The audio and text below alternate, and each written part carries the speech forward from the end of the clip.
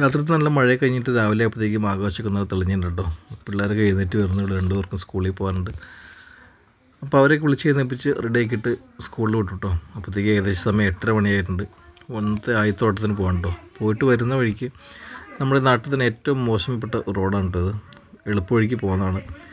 പിന്നെ അവിടുത്തെ നമ്മൾ ഓട്ടം പോകുന്നത് ഹയർ ജംഗ്ഷനിലെ ഉടുപ്പി ഭവൻ്റെ അടുത്തേക്കാണ്. അപ്പോൾ അതങ്ങനത്തെ ഏറ്റവും നല്ലൊരു വെജിറ്റേറിയൻ ഹോട്ടലാണ് ഉടുപ്പി ഭവൻ.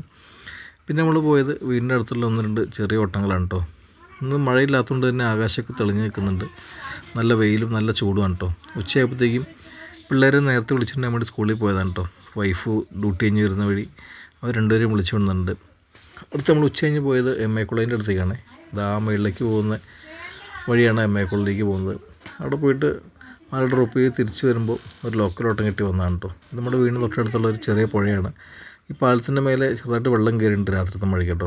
ഇതുവഴി ആ പാലത്തിൻ്റെ അപ്പുറത്തേക്കാണ് കോഴിപ്പള്ളി, പിടവൂർ, അടിവാട്, പോത്തനക്കാട്, വാരപ്പട്ടിയൊക്കെ പോകുന്ന റൂട്ടാണ്. അപ്പോൾ വെള്ളം മുങ്ങിക്കഴിഞ്ഞാൽ പിന്നെ ആ വഴിക്ക് വണ്ടി പോകാൻ പറ്റില്ല. തിരിച്ച് വൈകിട്ടായപ്പോഴത്തേക്കും നമ്മൾ തിരിച്ച് വീട്ടിലേക്ക് പോന്നിട്ടുണ്ട്. സന്ധ്യയായപ്പോൾ പുറത്തുനിന്ന് ഫുഡ് കഴിക്കാൻ വേണ്ടി പോകണം കേട്ടോ.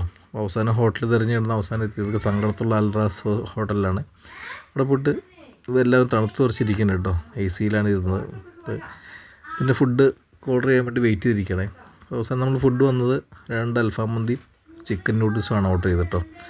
അവർ 2 ചിക്കൻ നൂഡിൽസും ഞാനും പാറും അൽഫാമാണ് കഴിച്ചത്. പാറൂടെ മതിയാവാത്തതുകൊണ്ട് സ്പൂണൊക്കെ വടിച്ച് ഊരി ഒഴിക്കുന്നുണ്ട് കേട്ടോ.